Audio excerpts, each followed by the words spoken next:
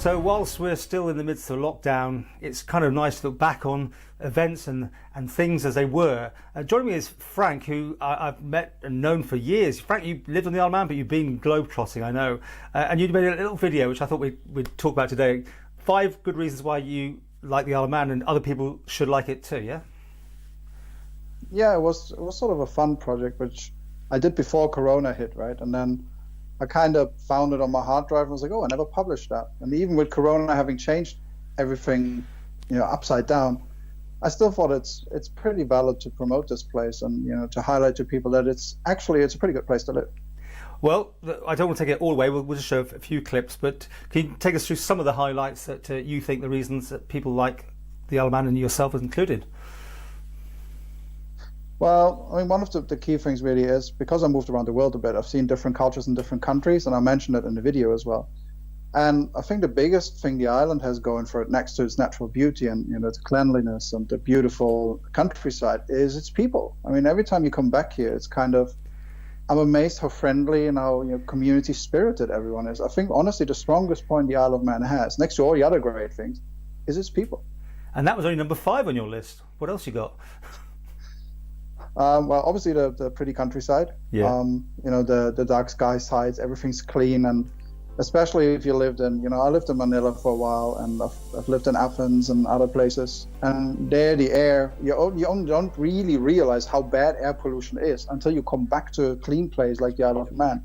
You step off the plane and suddenly you can breathe again. There's this crisp, clean air, even at the airport. It's amazing. You don't realize that when you're not there. So that's definitely. I do also mention the low taxes in the video.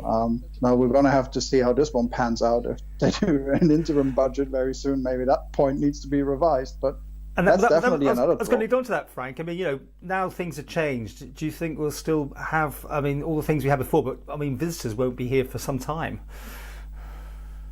This is going to change the island in many ways, and we may see taxes go up or probably allowances go down. I know a lot of people want government to make cuts internally, and probably rightly so. The government's way too big for such a small island.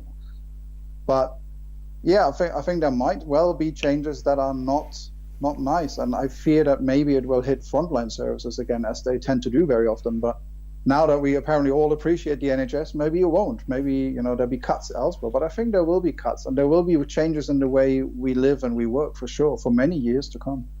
Well, in these times, it's nice to look back on this video, which you only made a few months ago, right? How things were so different then.